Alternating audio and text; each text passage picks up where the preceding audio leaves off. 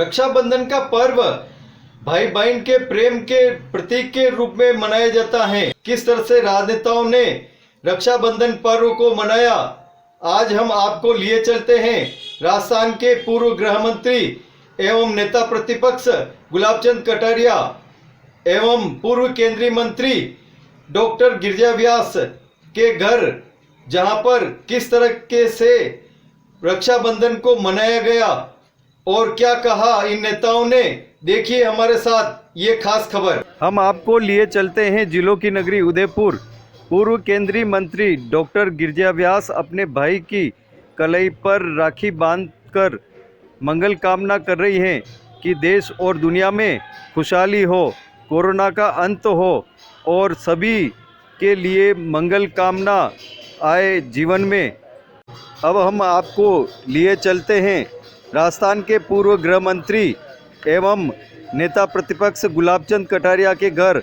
वहाँ क्या हो रहा है, उनकी बहन राखी बांध रही हैं कटारिया के हाथों पर।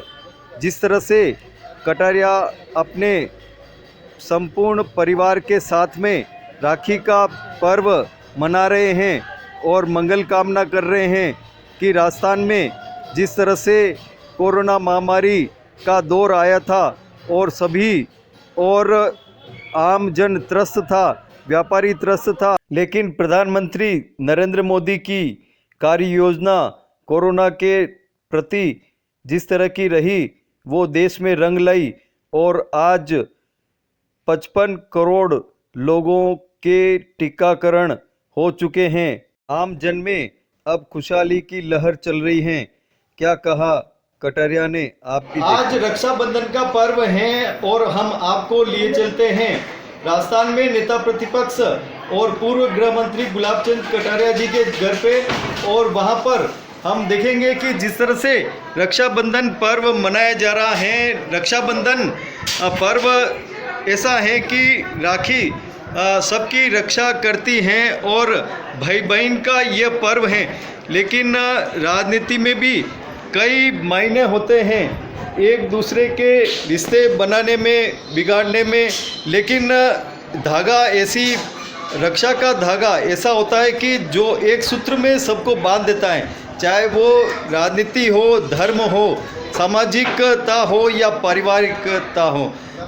हमारे साथ में कटारिया जी हैं, आप बताएं क्या महत्व है राखी का और वर्तमान परिप्रेक्ष्य में इस पर्व की क्या महत्ता है जी। देखो क्या, राखी हम बहुत ही प्राचीन काल से इस देश की संस्कृति से जुड़ा हुआ है जी। एक तरह से भाई बहन जो है ना एक दूसरे की रक्षा का सूत्र बांध करके करते हैं, लेकिन ये पर्व केवल भाई बहन का ही नहीं है, संपूर्ण एक तरह से मानव जाति का पर्व बन गया है। एक व्यक्ति दूसरे व्यक्ति को ही बांधता है, गरीब अमीर को ही बांधता है, अमीर अपने बड़े जो कारखाने में काम करता है श्रमिक भी बांधता है। तो यहाँ तक कि हम तो पेड़ों को भी राखी बांध करके प्रकृति की रक्षा का भी वादा करते हैं। इसी तरह से देश को बचाने की दृष्टि से भी जिन लोगों के पास जिम्मेदारी होती है उन सैनिकों को भी रक्षाबंधन के दिन जाकर के रक्षा बांध करके देश की रक्षा का भार उनके ऊपर रहता है, उसको भी देते हैं। तो ये केवल एक पारिवारिक रिश्ता ही नहीं है, संपूर्ण देश में संपूर्ण मनुष्य को एक दूसरे से जोड़ने का एक प्रेम का त्यौहार है। और इसमें न हिंदू और मुस्लिम है, मैं सोचता हूँ हर व्यक्ति एक दूसरे को रक्षा का सूत्र बांध करके एक दूसरे को अपना कर्तव्य का एहसास भी कराते हैं।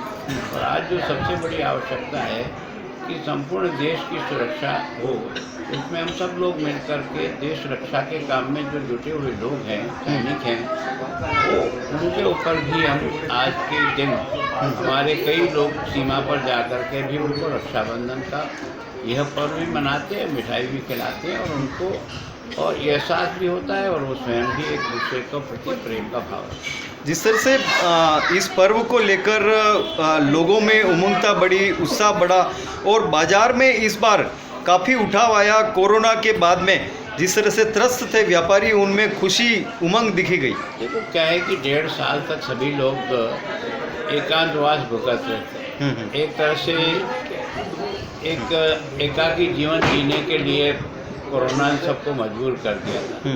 लेकिन अब धीरे धीरे कोरोना का जो है वो वैक्सीनेशन के कारण से काफ़ी कुछ कंट्रोल में आया है। संपूर्ण देश में 57 करोड़ को लग गया है और राजस्थान में भी बहुत बड़ी तादाद में वैक्सीनेशन हो गया। इससे लोगों को लगता है कि हम सुरक्षित हैं और कुछ ईश्वर की कृपा से भी इस समय राजस्थान में कोरोना नहीं के बराबर है। तो एक लोगों में अब अपने व्यवसाय को जो इतने समय से एक तरह से परेशानी में थे वो धीरे धीरे सब अपने व्यवसाय की ओर आगे बढ़े। जिसने भी बाहर आना शुरू किया, ट्रेनें भी चलनी शुरू हुई है, कारखाने भी चलने शुरू हुए, लोगों के व्यवसाय दुकानें भी चल रही है, गरीब से गरीब आदमी को भी एक व्यवसाय मिल रहा है। तो वो इस त्यौहार के दिन मैं सोचता हूँ अब तक के जो पिछले 1.5 साल में सबसे ज़्यादा उत्साह का अगर अवसर कभी दिया है तो इस रक्षाबंधन के त्यौहार ने दिया है, जिसमें सभी लोग सभी प्रकार का व्यवसाय करने वालों को कुछ न कुछ व्यवसाय मिला। आप मानते हैं कि जिस तरह से विश्व स्तर पर तालिबान जिस तरह से अत्याचार कर रहा है, अफगानिस्तान में जिस तरह से अत्याचार हो रहा है, मैं सोचता हूँ भारत की हमेशा सोच रहा है जी कि जियो और जीनो दे पसेगा। हम किसी पर जबरन अधिकार करके उसके हकों को समाप्त करना ये हमारा नहीं है।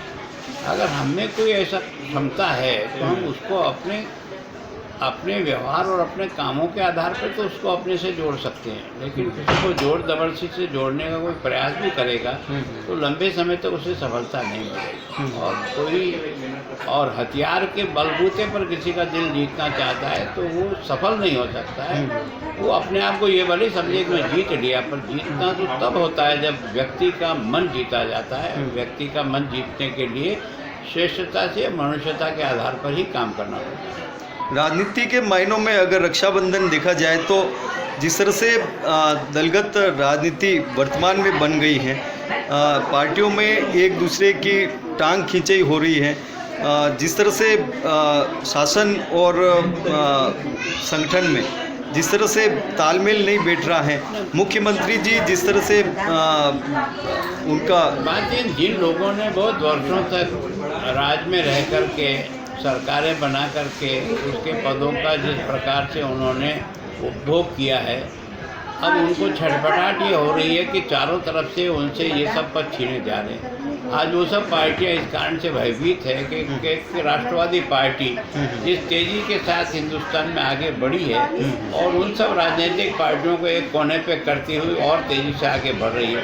इसलिए वो सारे लोग जिन्होंने राज का उपभोग किया था उन सबको छटपटाहट होना स्वाभाविक है। और इसलिए इस समय वो सब मिल करके और नरेंद्र मोदी और बीजेपी को रोकने का जो प्रयास कर रहे हैं, मैं सोचता हूँ उनको रोकने का मतलब देश की प्रगति को रोकना है, राष्ट्रवाद को रोकना है, भ्रष्टाचार मुक्त जो देश बन रहा है उसको रोकना है और देश में जिस प्रकार से दुनिया में अपना नाम कमाए उसको रोकना है। वो प्रयत्न जरूर कर रहे हैं लेकिन उनका प्रयत्न सफल नहीं होगा, क्योंकि कई वर्षों के बाद हिंदुस्तान के लोगों को ये एहसास हुआ है कि देश क्या होता है, देश का सम्मान क्या होता है, देश की तरक्की क्या होती है, सरकारी धन का उपयोग किस तरह से होता है, जनहित क्या होता है, ये सब एहसास हो रहा है। तो वो लोग छटपटा रहे हैं जिन्होंने इतने वर्षों तक हिंदुस्तान की राजनीति में शीर्षस्थ स्थान पर रह करके इसका जो दोहन किया है उससे वो धीरे धीरे अब मुक्त होते जा रहे हैं, अलग होते जा रहे हैं। तो एक छटपटाहट होना स्वाभाविक है और इसलिए एक बार अंतिम दांव वो भी खेलने का प्रयास कर रहे हैं। तो कितने ही चाहे जितने मिल जाए, लेकिन अब जिस प्रकार का राष्ट्रवाद खड़ा हो रहा है किसी व्यक्ति के आधार पर नहीं, देश के आधार पर जो माहौल बना है उसमें अब मुझे कोई ज़्यादा गुंजाइश वो कितनी भी उठापटक कर लें, क्योंकि उन्होंने 1-2 साल नहीं है, सबको परखा हुआ है, सबको देखा हुआ है, सबके राज भी देखे हुए हैं, सबके राजनेता के जीवन और चरित्र भी देखा है। इसलिए लोग अब परिचित हैं अच्छी प्रकार से, इसलिए अब भ्रम में आने की स्थिति नहीं है। कोरोना में जिस तरह से काम किया है कर्मचारी वर्ग हो, चाहे स्वास्थ्य विभाग का हो, पुलिस विभाग का हो या अन्य विभाग का हो, जिस तरह से उन्होंने जान पे जान की बाजी खेल के इस देश की एक तरह से संस्कार है। जब कभी भी देश में संकट आता है ना तो हर आदमी देश के संकट को अपना संकट मान करके अपने हिसाब से पूरी ताकत के साथ उससे लड़ता है। और मैं सोचता हूँ चाहे वो पैरामेडिकल हो, चाहे वो पुलिस वाला हो, इस कोरोना के काम में जो उन्होंने जिस अपनी ज़िंदगी दाव पे लगा करके भी जन सेवा करना है, उसका कारण है कि भारत में ये संस्कार अनादिकाल से हमारे बाप दादाओं में दिया है, तो जियो तो दूसरों के लिए जियो। ये बात जैसी उसके मन में आती है वो फिर अपनी जान की चिंता नहीं करता। राजस्थान में मुख्यमंत्री की सीट बहुत हॉट हो चुकी है। सभी नेताएं अपने अपने दाव लगा रहे हैं, सपने देख रहे हैं कि अगला मुख्यमंत्री ऐसा मैं है बनूं। कि कांग्रेस में कोई दाव लगाए तो वो जाने उनका दाव। बीजेपी में न तो कोई दाव लगा सकता है, न किसने दाव अब तक लगाया जो कोई सफल हुआ। जो कुछ हो गया पार्टी के सामूहिक निर्णय के आधार पे होगा, और पार्टी जिसके बारे में निर्णय करेगी हम सब उसे स्वीकार करके इस राष्ट्रवादी पार्टी को ताकत देने का प्रयास करें। आम जन से आप क्या संदेश देना चाहेंगे? आम जन से तो यही है कि इस समय देश के सामने जो चुनौती है वो भ्रष्टाचार की है।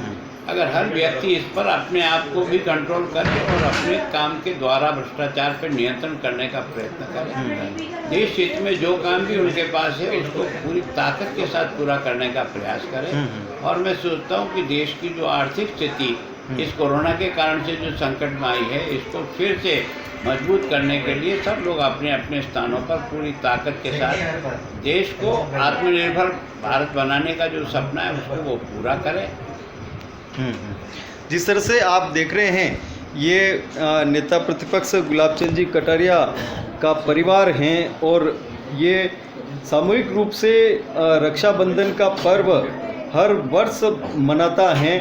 और जिस तरह से भारतीय परंपरा में इस पर्व की महत्ता है, उस महत्ता को लेकर सभी एक उत्साहित होते हैं कि ये पर्व कब आए और कब एक दूसरे से मिलें। जिस तरह से देश और दुनिया में एक एकल परिवार का जो हो रहा है, उसमें सामूहिक परिवार एक बड़ी महत्ता रखता है। और भारतीय पर्व और परंपराएं इसमें एक अनमोल धरोहर के रूप में उनको मार्गदर्शन देती रहती है। हम आपको आगे भी लिए चलेंगे, कहाँ क्या आयोजन हो रहे हैं। जी बताएं साहब, क्या आज रक्षाबंधन का त्यौहार है और सबसे पहले मैं तो सभी बहनों और भाइयों को इसकी शुभकामनाएं देती हूँ। ये त्यौहार एक ऐसे पावन पर्व के रूप में जाना जाता है जिसमें भाई बहन को रक्षा का न केवल आश्वासन देता है बल्कि उसकी रक्षा के लिए अपनी जान तक देने को तत्पर होता है। इतिहास इस प्रकार की कहानियों से भरा पड़ा है और भारतीय इतिहास को देखें तो यहाँ पर हर त्यौहार का अपना एक अलग महत्व होता है। इस त्यौहार के दिन स्नेह, आदर और एक दूसरे के प्रति सहानुभूति, सौहार्दता, ये सब तो आया ही है, लेकिन आज के परिप्रेक्ष्य में देखें तो ये और भी समसामयिक लगता है। आज हम लोग रक्षाबंधन के त्यौहार पर हैं और इस त्यौहार के दिन राजनीति के इतने पड़ाव मैं पार करती हुई जब पहुँची हूँ इस मुकाम पर, तो मुझे यही कहने का अधिकार भी बनता है और मेरा कर्तव्य भी यही है कि हम लोग राखी के त्यौहार के महत्व को अपने जीवन में उतारने का प्रयास करें। जिस तरह से हुमायूं को राखी भेजी थी और उन्होंने रक्षा करी थी कर्णावती की, उसी तरह से भले हमारा कितना ही वैमनस्य हो, लेकिन कितने ही हमारे अलग अलग असूल हो, लेकिन पक्ष और विपक्ष को भारत को मद्देनजर रखते हुए, अपने देश की एकता और अखंडता को मद्देनजर रखते हुए एक सूत्र में बनना चाहिए, एक सूत्र में बन करके और अपने देश की रक्षा करना चाहिए।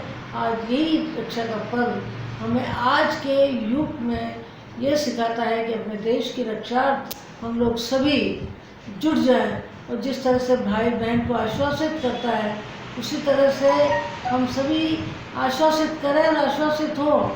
क्या कहना है आपका रक्षाबंधन के? रक्षाबंधन का त्यौहार होता है, हमारे सब पूरा परिवार एक जगह मिल करते हैं त्यौहार, कोई अलग अलग नहीं करते। भाई बहनों का त्यौहार होता है, सब अपने अपने हिसाब से राखी बांधते हैं और सबका खाना एक जगह होता है। इसी बहाने सबके एक जगह मिलना हो जाता है। कामना क्या करते हैं ईश्वर से आप? ईश्वर से यही कामना करते हैं कि भगवान इनकी अच्छी वो वे इनकी रक्षा करे। ये रक्षाबंधन का त्योहार का महत्व यही है। हाँ। भाई बहन का अपनी रक्षा करो, भाई बहन भाई की। जी बताएं, रक्षाबंधन के अवसर पर क्या कहना चाहते हैं? आज का दिन रक्षाबंधन का दिन है। एक ऐसा पवित्र दिन है जो भाई और बहन के प्यार का एक पवित्र बंधन है। एक घर में एक भाई के लिए एक बहन का होना और एक बहन के लिए एक भाई का होना हमारे हिंदू रीति नीति में एक बहुत महत्वपूर्ण त्यौहार माना गया है। जिस घर में बहन ना हो, जिस घर में लड़की ना हो, उस घर में ऐसा लगता है कि उसको प्यार करने वाला, बचपन में उसका साथी, उसके हाथ में बड़ी होने वाली छोटी बहन हो चाहे बड़ी बहन हो, बहन बहन होती है। वो माँ का, बड़ी बहन है तो माँ का दुलार देती है, माँ का प्यार देती है, और छोटी बहन है तो भाई उसको उतना ही प्यार करता है जितना कि वो अपनी छोटी बहन से नहीं, अपनी बच्ची से प्यार करता है। एक बेटी का होना घर के लिए एक बहुत शुभ संकेत होता है।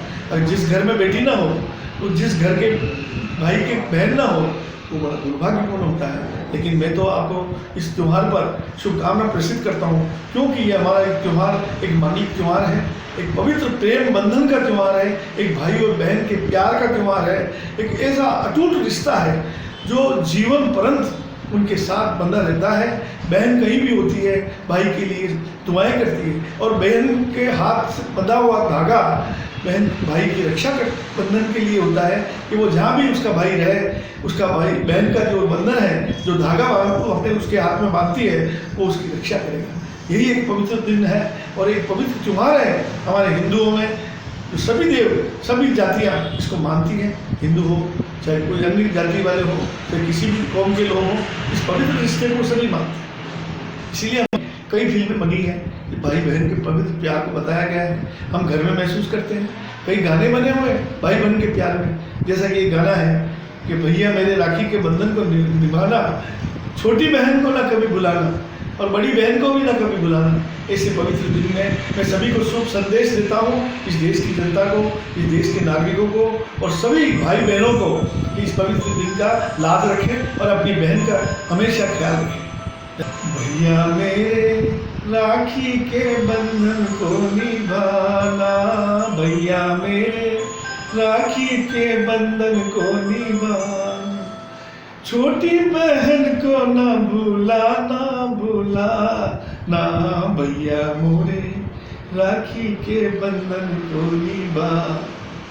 धन्यवाद।